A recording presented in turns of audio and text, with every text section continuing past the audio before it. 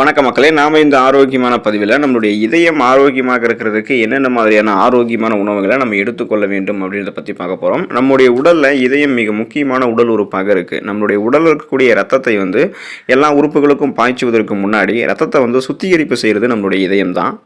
இப்படிப்பட்ட இதயத்தை நம்ம ஆரோக்கியமாக வைத்துக் கொள்ள வேண்டும். இதயத்தில் ஏதாவது பிரச்சனைகள் ஏற்பட்டுச்சு அப்படின்னா நமக்கு மனிதர்களினுடைய அன்றாட நடவடிக்கைகளில் கடுமையான பாதிப்புகள் ஏற்படும். இதயத்தில் மாரடைப்பு, பக்கவாதம், இதய தமனிகள் உங்களுக்கு வீக்கம் அடைவது, இதய தசைகள் வலுவிழந்து போவது போன்ற பிரச்சனைகள்லாம் எதுவும் ஏற்படாமல் இருக்கிறதுக்கு தேவையில்லாத கொலஸ்ட்ரால்களை நம்மளுடைய உடலிருந்து வெளியேற்றணும். ஸோ இதயத்தை ஆரோக்கியமாக வைத்துக் கொள்வதற்கு முறையாக பராமரிக்கிறதுக்கு தேவையான உணவுகள்லாம் என்னென்ன அப்படின்றத பற்றி தெளிவாக விளக்கமாக பார்க்கலாம்.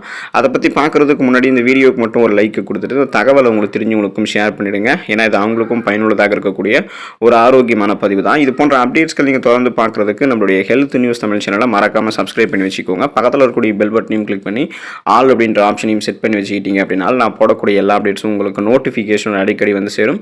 சரி வாங்க மக்களே, இப்போ வீடியோக்குள்ளே போயிடலாம். சால்மன் மீனை இதயம் ஆரோக்கியமாக இருக்கிறதுக்கு எடுத்துக்கலாம். இதய பாதுகாப்பிற்கு சால்மன் மீன் மிகச்சிறந்த தேர்வாகும். சால்மன் மீனில் அதிக அளவு ஒமேகா 3 கொழுப்பு அமிலங்கள் இருக்குது. இந்த ஒமேகா 3 கொழுப்பு அமிலங்கள் இது பார்த்தோம்னா ஆரோக்கியமான ஒரு கொழுப்பு. இது பிபி என்று சொல்லக்கூடிய பிளட் பிரஷர், அந்த ரத்த அழுத்தத்தை கட்டுப்பாட்டுக்குள்ள வைக்கிறதுக்கு உதவுவதோட இதய துடிப்பை எப்போதுமே சீராக வைக்கிறதுக்கும் ஹெல்ப்ஃபுல்லாக இருக்கும். ட்ரைகிளிசரைடுகள் மற்றும் அதன் காரணமாக ஏற்படக்கூடிய பாதிப்புகளை ஒமேகா 3 என்று சொல்லக்கூடிய இந்த கொழுப்பு அமிலங்கள் இருக்கக்கூடிய சால்மன் மீன் தான் கண்ட்ரோல் பண்ணுது. வாரத்திற்கு நம்ம 2 முறை சால்மன் மீன்களை எடுத்துக்கொள்வது இதயத்திற்கு நல்லது. அப்போ சால்மன் மீனை காய்கறிகளோட சேர்த்தோ அல்லது மீன் உள்ளிட்டவைகளோட சேர்த்து சாலட் போன்ற வடிவங்களை எடுத்துக்கலாம். ஸோ சால்மன் மீனை சேர்த்துக்கிட்டோம் அப்படின்னா இதயம் நமக்கு ஆரோக்கியமாக இருக்கும். டியூனா மீன் எடுத்துக்கிட்டோம் அப்படின்னாலும் டுனா மீன் அப்படின்னு சொல்லுவாங்க. ஸோ அது டியூனா மீன் அப்படி இதை எடுத்துக்கிட்டா இதயம் நமக்கு பலமாக இருக்கும். இதய பராமரிப்பில் சால்மன் மீன் அடித்து பெரிதும் பல பேருக்கு ரெக்கமெண்ட் பண்ணப்படுறது, பரிந்துரைக்கப்படுவது இந்த டியூனா மீன் தான். இப்போ மற்ற டியூனா வகைகளை ஒப்பிடும்போது ஆல்பகோர் எனப்படக்கூடிய வெள்ளை டியூனா மீனில் அதிக அளவு ஒமேகா 3 கொழுப்பு அமிலங்கள் இருக்குது. இது இதய பராமரிப்பில் முக்கிய பங்கு வகிக்குதுன்றதை நம்ம முன்னாடியே பார்த்தோம். அதனால் டியூனா மீனை கேன்களில் அடைக்கும் பொழுது அது எண்ணெயில் வைக்காமல் அது சார்ந்த நீரிலேயே வைக்கப்படுது. அதனால் டியூனா மீன் இதயத்தை ஆரோக்கியமான முறையில் பராமரி தேவையில்லாத கொலஸ்ட்ரால்களை நமக்கு வெளியேற்றுறதால ரத்த அழுத்தம் கண்ட்ரோலாக இருக்கும். இதனால் ரத்த நாளங்கள் மிக சிறப்பான அளவில் இயல்பாக சுருங்கி விரிஞ்சு இதயத்துக்கு ரத்தத்தை அனுப்புறதால எந்த விதமான பிரச்சனையும் நமக்கு இதயத்தில் ஏற்படாது. ஆலிவ் ஆயில் நம்ம எடுத்துக்கிட்டோம் அப்படின்னா இதயம் நமக்கு ஆரோக்கியமாக இருக்கும். அதிக கொழுப்பு பொருட்கள் நிறைந்திருக்கக்கூடிய ஆலிவ் இலைகளிலிருந்து ஆலிவ் எண்ணெய் பிரித்து எடுக்கப்படுது. இந்த ஆலிவ் எண்ணெயில் ஆன்டி ஆக்சிடென்ட்கள் ரத்த குழாய்களினுடைய பராமரிப்பு மற்றும் செயல்பாடுக்கு உதவிகரமாக இருக்கு. ஸோ வெண்ணெய் உள்ளிட்டவைகளுக்கு பதிலாக நம்ம ஆலிவ் எண்ணெயை பயன்படுத்தணும் அப்படின்னா இது உடலில் இருக்கக்கூடிய தேவையில்லாத கொழுப்பினுடைய அளவை சிறந்த முறையில் கட்டுப்படுத்தும். இதை கொண்டு சேலட் உள்ளிட்டவைகளை கூட நம்ம சேர்த்து சாப்பிடலாம். இப்போ ஆலிவ் எண்ணெயை வாங்கினதுல ஒரு 6 மாதத்துக்குள்ள நம்ம பயன்படுத்துறது ரொம்ப ரொம்ப நல்லது. அந்த மாதிரி பயன்படுத்திட்டோம் அப்படின்னா இதயம் நமக்கு ஆரோக்கியமாக இருக்கும். ஸோ ஆலிவ் எண்ணெய் ரொம்ப ரொம்ப முக்கியம். அக்ரூட் பருப்புகள் எடுத்துக்கொண்டோம் அப்படின்னா இதயம் நமக்கு ஆரோக்கியமாக இருக்கும். நாள்தோறும் ஒரு கைப்பிடி அளவில் இருக்கக்கூடிய அக்ரூட் பருப்புகள் எடுத்துக்கொண்டோம் அப்படின்னா கொழுப்புடைய அளவை கட்டுப்படுத்தலாம். இதயத்தில் ஏற்படக்கூடிய பாதிப்புகளையும் குறைக்கலாம். அக்ரூட் பருப்புகளில் அதிக அளவு ஒமேகா 3 கொழுப்பு அமிலங்கள், மோனோசாச்சுரேட்டட் கொழுப்புகள், தாவர ஸ்டீரால்கள், நார் சத்துக்கள் இருக்குது. கொழுப்பு சத்துக்கள் அதிகம் நிறைந்திருக்கக்கூடிய இந்த சிப்ஸு, குக்கீஸ், அதாவது இந்த பிஸ்கெட்டு இதெல்லாம் நீங்கள் தவிர்த்துட்டு இதுக்கு பதிலாக நீங்கள் இந்த வால்நட் என்று சொல்லக்கூடிய அக்ரூட் பருப்புகளை அதிக அளவு எடுத்துக்கலாம். ஸோ இதை நீங்கள் சேர்த்துக்கிட்டீங்க அப்படின்னா இதயம் உங்களுக்கு ஆரோக்கியமாக இருக்கும். பாதாம் பருப்பு எடுத்துக்கொள்ளும் போது இதயம் நமக்கு ஆரோக்கியமாக இருக்கும். இப்போ அக்ரூட் பருப்பு போலவே தான் பாதாம் பருப்பும் இதயத்தை பலமாக பார்த்துக்கொள்ளும். பாதாம் பருப்புகள் காய்கறி, மீன், சிக்கன் உள்ளிட்ட டெசர்ட்டுகளில் அதிக அளவு சேர்க்கப்படுது, அதாவது சுவைக்காக சேர்க்கப்படுது.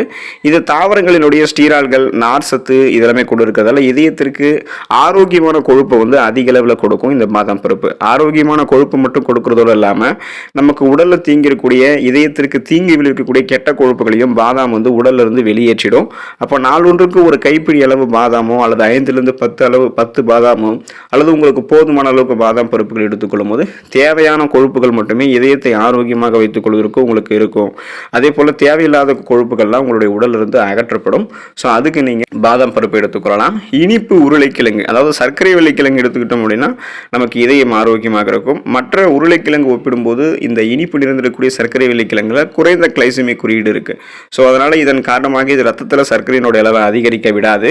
நார் சத்துக்கள், விட்டமின் ஏ, லைகோபின் உள்ளிட்டவைகள்லாம் சர்க்கரை வெள்ளைக்கிழங்குல அதிக அளவில் இருக்குது. அப்போ சர்க்கரை வெள்ளைக்கிழங்கோட ஏலக்காய், குறிப்பாக வந்து சிறிதளவு எலுமிச்சை ஜூஸ் இதெல்லாம் சேர்த்து சாப்பிட்டீங்க அப்படின்னா கொலஸ்ட்ரால்லாம் உங்களுக்கு குறைக்கப்பட்டு இதயம் ஆரோக்கியமாக இருக்கிறதுக்கு சர்க்கரை வெள்ளிக்கிழங்கு உங்களுக்கு உறுதுணையாக இருக்கும். பழங்களில் ஆரஞ்சு பழங்களை எடுத்துக்கொண்டோம் அப்படின்னா இதயம் நமக்கு பலமாக இருக்கும். தித்திப்பான ஆரஞ்சு பழங்களில் கொழுப்பை கட்டுப்படுத்தக்கூடிய பெக்டின் அப்படின்னு சொல்லக்கூடிய கரையக்கூடிய நார் சத்து இருக்குது. இதில் இருக்கக்கூடிய பொட்டாசியம் பிபி என்று சொல்லக்கூடிய பிளட் ப்ரெஷர் ரத்த அழுத்தத்தை நமக்கு கட்டுப்படுத்துது. நாள் ஒன்றுக்கு ஒரு ஆரஞ்சு பழம் அல்லது வந்து நமக்கு ஆரஞ்சு பழம் சாப்பிடணும்னு தோணக்கூடிய நேரத்தில் வாரத்தில் 2 அல்லது 3 நாள் ஆரஞ்சு ஜூஸ் எடுத்துக்கிட்டோம் அப்படின்னா நம்மளுடைய ரத்த குழாய்களினுடைய செயல்பாடுகள் வந்து ஆரோக்கியமாக இருக்கும். இயல்பான அளவில் சுருங்கி விரிஞ்சு இதயத்துக்கு ரத்தத்தை வந்து ரத்த நாளங்கள் பாய்ச்சுவதால் மாரடைப்போ பக்கவாதமோ இதய தசைகள் வலுவிழுந்து போவதோ இதய தமனிகளில் வீக்கம் ஏற்படுவதோ போன்ற எந்த விதமான இதயம் சார்ந்த பிரச்சனையும் இல்லாமல் இதயத்தை ஆரோக்கியமாக பாதுகாத்துக் கொள்வதற்கு ஆரஞ்சு பழம் உறுதுணையாக இருக்கும். ஒரு ஆரஞ்சு பழத்தில் 62 கலோரிகளும் 3 கிராம் நார் சத்தும் இருக்குது. இது இதயத்தை பாதுகாப்பதற்கு நமக்கு போதுமான அளவு. எனவே இந்த உணவுகளை தொடர்ந்து சுழற்சி அடிப்படையில் எடுத்துக்கோங்க. அதிகமாக எண்ணெயில் வறுத்த பொரித்த உணவுகள், அதிக எண்ணெய் பதார்த்தங்கள், கொலஸ்ட்ரால்கள் அதிகமாக நிறைந்திருக்கக்கூடிய உணவுகளை சாப்பிட்றது முதல்ல தவிர்த்துங்க. ஸோ இதெல்லாம் சாப்பிடும்போது தான் நமக்கு ரத்த நாளங்களில் கொழுப்பு படியும், அப்புறம் இதயத்துக்கு ரத்தம் முறையான அளவில் போகாமல் மாரடைப்பு பக்கவாதம் போன்ற அபாயமெல்லாம் நமக்கு ஏற்படும். அதனால் அளவோட ஆரோக்கியமான உணவுகளை சாப்பிடுங்க. குறிப்பாக இந்த உணவுகளை சுழற்சி அடிப்படையில் எடுத்துக்கொள்ளும் போது இதயம் ஆரோக்கியமாக இருக்கும், நலமோடு வாழலாம். அடுத்த ஆரோக்கியமான பதிவில் மறக்காமல் சந்திப்போம். நன்றி மக்களே.